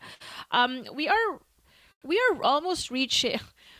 We're $22 in. I set the Unleash the Beast goal for $50. Maybe it was perhaps a little high. I made the Faustian bargain, I suppose, and I can't go back on it, but I understand it's like New Year's Eve. It's New Year's Eve, so everyone's partying. Maybe I shouldn't have put the goal too high. I do want to bring Leo on stage, though. I really do, so we'll see. But maybe if we get a couple more donations in, we will unleash the beast. Hold on. Where's the sound effect? I got new sound effect. Monster kill. We will unleash the beast. $20 from Bucks Nasty. $20. Monster kill. Thank you so much, Bucks Nasty. We might get Leo on, actually. $20 hero Puppy Power. You know what? I cannot argue with those numbers. I think we might have to get Leo on stage here. What do you guys think? Thank you so much for the $20. I really appreciate that, Bucks Nasty. Salute to you, good sir. Okay, I'm going to bring up the last few stories here. I will be pulling up Indian Bronson's profile as well before I come on, so you guys will take a look at that. And I do want to read Vivek's tweet on this. It's still up, so I'll be reading that. So just hang in there, and I will be right back so I can get that. And Leo needs to get dressed for his appearance for the Unleash the Beast. I need to make a title card for that. So I will probably be doing that for the next stream. The sleigh bells start to chime, Jesus votes right every time. He's bringing cheer to each and every place. With a twinkle in his eye, underneath the starry sky, he's smiling bright and full of holy grace. Oh, I believe he's there.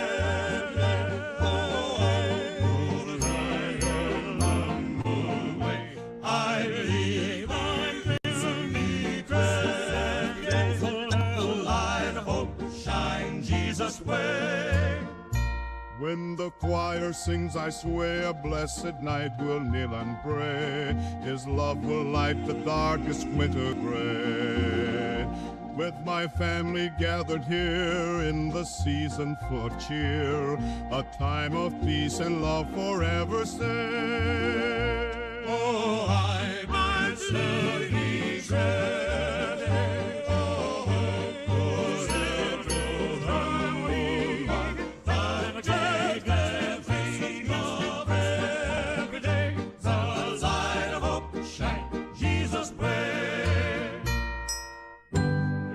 The manger lies the Savior, guiding us in his great favor. Through the world his truth will stay, keeping faith in him today. I believe he's risen.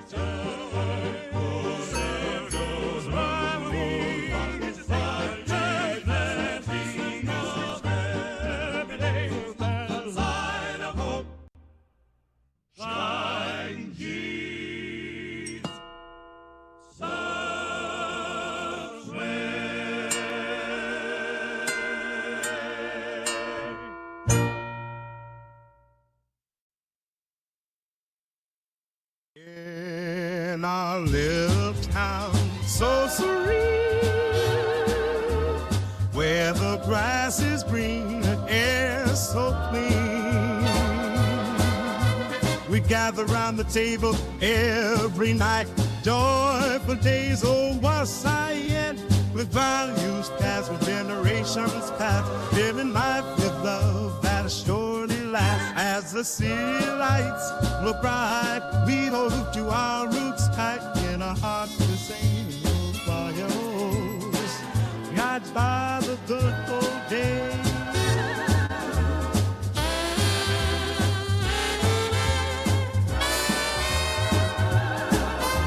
Sharing moments with friends always divine. Working hard for what...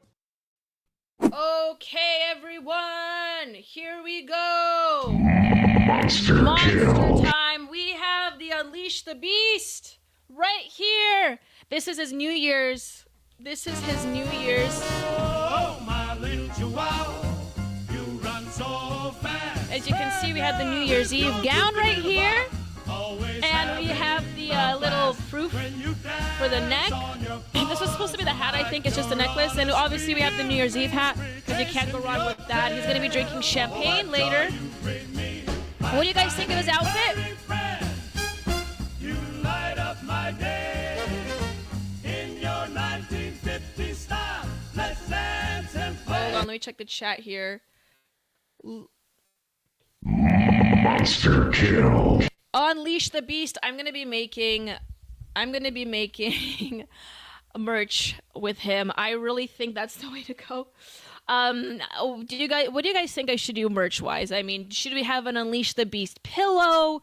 Should we have a t-shirt, maybe a mug or two with the Culturama text, and then have Leo instead? Because you just have my face on this cup, but that's not special. What we want an Unleash the Beast right here. Happy New Year's, everyone. I am already going over time, but I can't do this show without a Leo appearance. What do you think? What kind of merch should we have for the Unleash the Beast right here? But my God, you guys, I have an entire closet of his clothes, and I was kind of struggling, but I think this is the perfect outfit for today's stream. It's New Year's Eve, and he is going to look quite festive, and after this stream is done, him and I are going to have a couple glasses of champagne and do the great countdown. So here we go. I will leave him here for the rest of the stream as we continue. JJ4884 isn't the dog male. JJ, he is biologically male. Yes. He's biologically male, but I will say this is a bit of Leo lore, okay? But he was fixed a little too early, not by me, by his previous owners. He was fixed a little early, and that caused a few health issues for him. As you know, we constantly hear about what happens when you transition a child to, at any age, but really earlier when you're teenagers, you lose bone structure. Yeah, weakened bone structure. You have more fat tissue come in, right? And it's not the healthiest transition or situation. The same is true for male dogs who get fixed too early. You can look it up. You can look up the issue yourself. But what happens when you fix a male dog too early? The same thing essentially will happen. They will gain weight. Their bones will become weakened. I think he has a bit of obviously a hormonal issue going on here. So yes, he biologically is a male, but for all intents and purposes, he has feminine behaviors, and he has more of an effeminate disposition. And so what I do is that I dress him up in dresses. And really the story with Leo is that I have another Chihuahua. I never bring him on stream because he has mental issues. He has PTSD. Maybe I'll bring him on another time. But when I got that dog initially, I wanted to get another dog to socialize him. And I wanted a girl dog, actually. I wanted a female dog. But if something about female, especially toy breed dogs, is that they always get adopted. They're the first dog to get adopted. Female toy breed, it's very difficult to find. So I found him, and his original owners didn't want him. They actually wanted to drown him. So I had to take him in. And, I just took the opportunity. Listen, he has more effeminate disposition. Let it be so. I dress him up in dresses. Anyway, for the remainder of this stream, I did want to read something. Leo will remain on stream with us. Hold on a second. I have to use the stream deck appropriately here. Well, he seems happy. Yes, he is happy. Thank you for noticing. Hold on a second. I have to get this tech stuff. Okay, do you guys see the tweet behind me? I think you do. Okay, perfect. So this is Vivek Ramaswamy's tweet, and I did want to read it on screen. This is kind of what made the whole conversation happen, and essentially, riled a lot of people up. But let me read it for you. Vivek Ramaswamy. The reason top tech companies often hire foreign-born and first-generation engineers over Native Americans isn't because of an innate American IQ deficit. A key part of it comes down to the C word, culture. That's the C word, culture. Don't have any other ideas. Tough questions demand tough answers, and if we are really serious about fixing the problem, we have to confront the truth. Our American culture has venerated mediocrity over excellence for way too long. At least since the 90s. That doesn't start in college, that starts young. A culture that celebrates the prom queen over the math Olympiad champ or the jock over the valedictorian will not produce the best engineers. A culture that venerates Corey from Boy Meets World or Zack and Slater over Screech in Saved by the Bell or Stefan over Steve Urkel in Family Matters will not produce the best engineers. Fact, I know multiple sets of immigrant parents in the 90s who actively limited how much their kids could watch those TV shows precisely because they promoted mediocrity, and their kids went on to become wildly successful STEM graduates. Okay. More movies like Whiplash, fewer reruns of Friends, more math tutoring, fewer sleepovers, more weekend science competitions, fewer Saturday morning cartoons, more books, less TV, more creating, less chillin', more extracurriculars, less hanging out at the mall. Most normal American parents look skeptically at those kind of parents. More normal American kids view those kinds of kids with scorn. If you grew up aspiring normalcy is what you will achieve. Now close your eyes and visualize which families you knew in the 90s or even now who raised their kids according to one model versus another. Be brutally honest. Normalcy doesn't cut in a hyper-competitive global market for technical talent, and if we pretend like it does, we'll have our asses handed to us by China. This can be our Sputnik moment. We awakened from slumber before, and we can do it again. Trump's election hopefully marks the beginning of a new golden era in America, but only if our culture fully wakes up. A culture that once again prioritizes achievement over normalcy, excellence over mediocrity, nerdiness over conformity, hard work over laziness. That's the work we have cut out for us. Rather than wallowing in victimhood and just wishing or legislating alternative hiring practices into existence, I'm confident we can do it.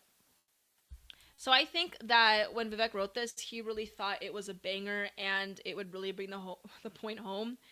I don't think it sounds as cool as he probably thought it sounded like. People were all over this tweet saying that not only is it long-winded, but it's kind of embarrassing and it has a very negative viewpoint on what traditionally American culture is. And you have the Gen X and the millennial generation basically the early millennial generation being raised with these, for instance, these shows like Boy Meets World or Saved by the Bell. I didn't grow up with those shows. I barely made it outside of that time frame, but people like J.D. Vance did, and within that age group. And, I think these were foundational components or elements of what American culture is, our modern American culture. And even in the show, I don't even think they had this viewpoint that people like Screech or Stephen Urkel were not so much glamorized. I wouldn't say any of the characters are essentially glamorized, but they were beloved characters that people had an affinity for, an attachment to. So, I mean, this idea that we just completely ostracize these elements of our society, where you have the people that are more of the brainiacs, I really don't think that is. I think that American media has a very affectionate viewpoint or a very affectionate approach and attitude towards those kind of characters. And in some cases, I would say within the last 10 or so years, at least in the major movie industry, we've actually glamorized those characters over the typical jock. So I don't really mesh with what he's saying here, but perhaps I'm missing something. Anyway, I forgot to mention IB Bronson's tweet because the Unleash the Beast segment, I get carried away with it. I do love my dog, but here is his Twitter account for those that want to look him up. It's IB. You can look him up by IB or at Indian_Bronson. And here it is, Indian_Bronson. He has 80,000 followers, and he has a lot of strong viewpoints about immigration and the H1B visa situation. So if you want his take on it, I know you guys found the interview quite entertaining and funny. He's a very interesting guy, so I really implore you to go on his profile and look it up. And so anyway, hold on a second. My dog is getting really ornery right now. Leo, I did want to watch one more video with you guys before I proceed forward. Excuse me. Let me play the Chihuahua song again for you because I think that's a good filler time right now. Oh, my little Chihuahua, you run so fast. Pregnant! With your goofy little bark, always having a blast. When you dance on your paws, like you're on a spree, chasing your tail. Oh, what joy you bring me, my tiny furry friend. You light up my day in your 1950 style. Let's dance and play. Okay, there has been a video coming out or spreading around the Twitter space, and it was it is of Sam Hyde. I don't know what my audience thinks of Sam Hyde. I don't believe I've uttered his name on this stream. However, I do think this video was quite entertaining, so I wanted to play it here for you. This one is 46 minutes long. This was what was sent to me. I had a person send me a link, and it's to 46 minutes. I don't know what part I'm supposed to listen to. But this intermingled hold on a second. permanently. And we turn that off. I do want to mention though that Leo is another piece of Leo lore. Leo is a big Sam Hyde fan, so he also suggested to me that we watch this on stream. But there are timestamps, so let's look at 5:48 here.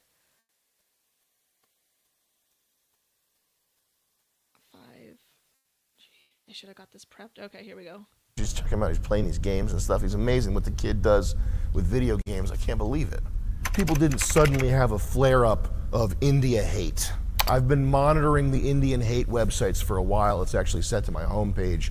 I've been checking these websites out. I watch what these people do. There were very few overt Indian haters spewing their nonsensical filth everywhere 72 hours ago. What happened?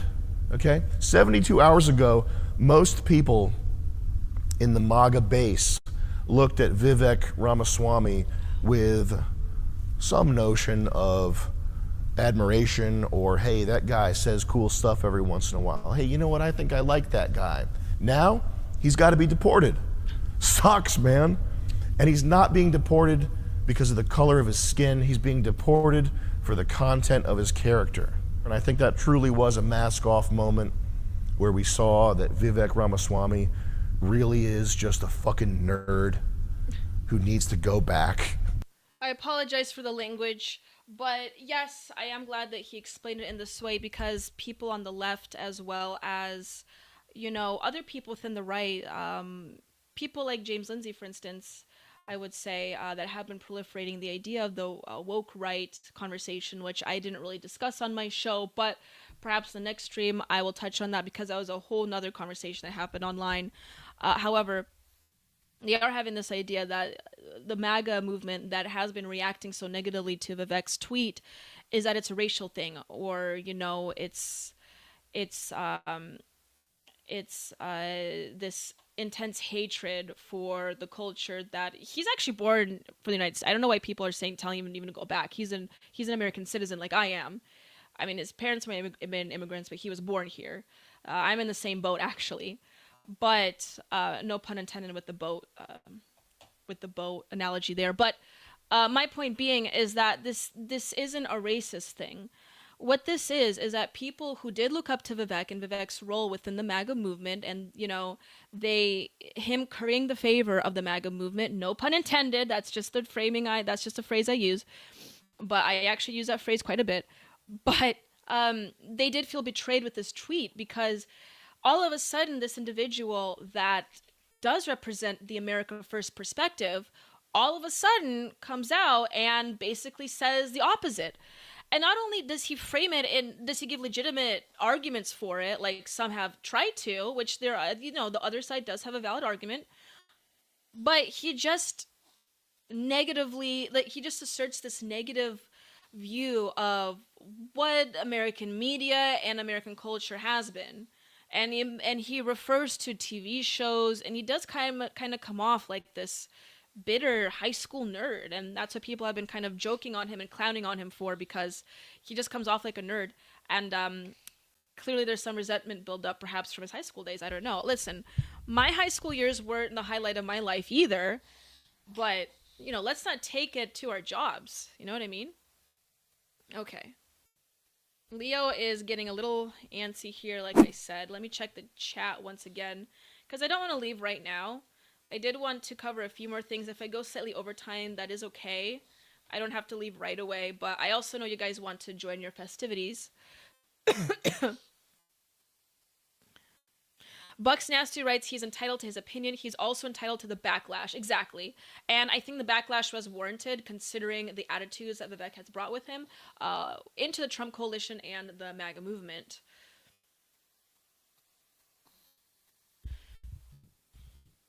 If Vivek loses, Elon comes out net zero. Trump stays Trump. Exactly. Okay, we have another $5. Hold on a second.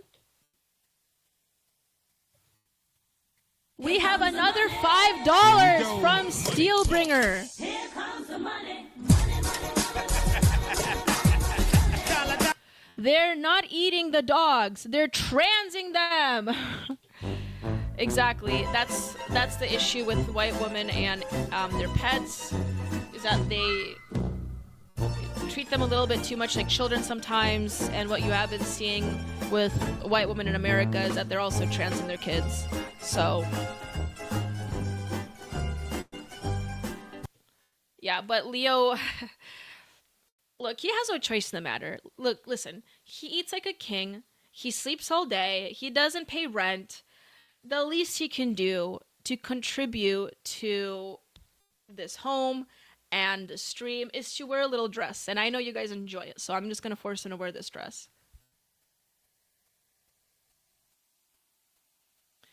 Okay, let me see. I did want to play another clip here, but honestly, I am running a little bit out of time.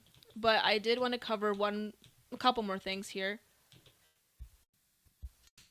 This is Elon Musk's new account. Well, it's his usual @ but he changed his profile picture to this. Okay? And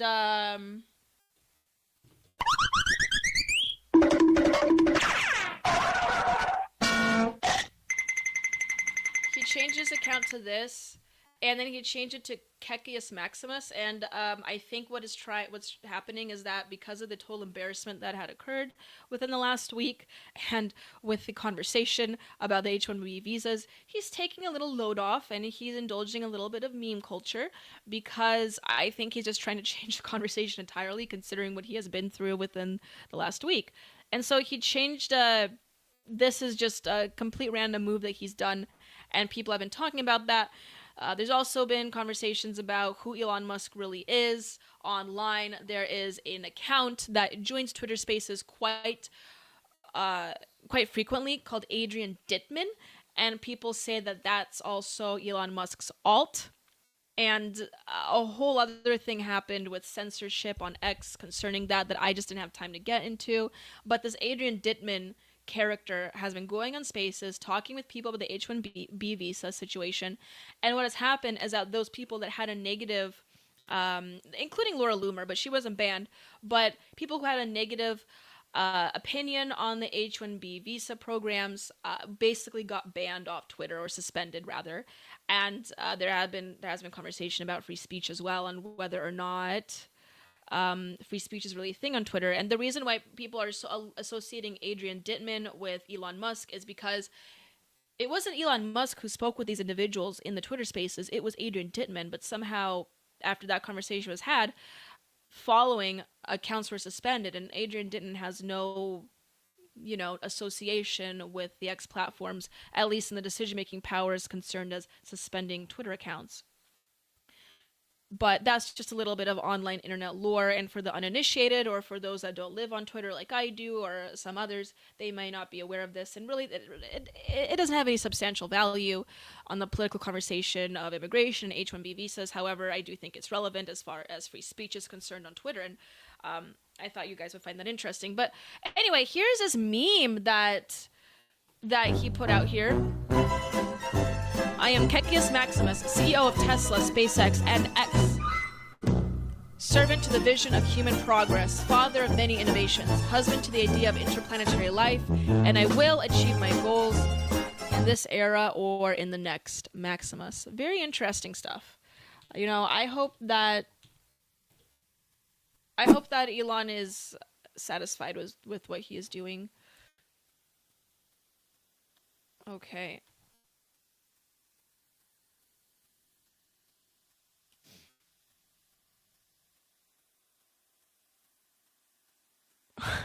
Yeah, what is this? What's going on in the chat? I'm sure he's well taken care of. Yes, he is Shieldbringer. He is very taken care of. He has no choice, men. Be prepared to make compromises for a girl like Daniela. Yes, Entropy Nomad. To be like with a woman like me, you sometimes gotta make compromises. This is true. Similar voice, different dude. People are so quickly learning to game X. Okay, Steelbeaner, you think that Adrian Dittman is not Elon Musk? Very, very well. I did find a clip where Adrian and Elon Musk were in the same space talking to each other. I am not convinced, though, that's proof that they're two different people, because I'm pretty sure you can use a program or AI or somehow to, speak with yourself, essentially. I'm compelled to believe that Adrian Dittman is Elon Musk, considering that I wonder if I don't have the tweet saved up, but he was speaking with Laura Loomer, I believe it was, in a space, and or perhaps with someone else, I don't recall, but anyway, he was referred to as Elon Musk. And he perhaps didn't notice, and then he responded in kind. And that was very weird to me, and I think that could be reason enough to believe that could be Elon Musk. But really, I'm kind of split. I haven't made a final decision on which one is. Entropy Nomad, Happy New Year, wherever you are, be safe. Let it be. We will live in interesting times. God bless. Thank you for joining Entropy Nomad, and thank you everyone that has decided to join on tonight's New Year's Eve stream. I'm going to be heading out here in a couple minutes because I myself have to go to a little New Year's Eve shindig, and have a good time. And I know all of you will have a good time. Indian Bronson's clearly having a good time, as we have listened to. So I thank you all for joining us. And let me put on Leo's hat as we sign off here for New Year's Eve. I had other things to listen to, but you know what? I know that you guys will want to head out for the New Year's Eve celebrations, so I'll be doing just that. So I want to thank everyone that did decide to join, and everyone that's donated. I want to thank you so much. It really is appreciated, and please tune in for the next episode on Thursday, because I will try to have all the America Fest footage up from when I visited. I think you guys will appreciate it, and we will watch it all together. I think you'll have a good time. Also, Leo might make an appearance as well. We might watch a few more of that Sam Hyde clip if we have time, right, Leo? Yes. And I want to thank you all for joining. I hope you have a good rest of your evening, and let's all fight together to reclaim the spirit of traditional Americana back into the zeitgeist of America. Thank you, everyone. I hope you have a blessed and safe evening. Have a good year, and please pray that this upcoming year, 2025, will be a good one. Big prayers and good feelings for Trump and his administration and the leadership that's coming in. and also individually for each and every one of us, because we have a big battle to fight these next 4 years. And it is possible, but we have to stay strong to our principles and our beliefs, and we have to be outspoken. But I have no doubt that all of you will do that. Please subscribe, hit the like and share button. I haven't said that enough in today's stream. I'm still getting back in the groove of that since coming back from Arizona, but thank you everyone and have a good rest of your evening.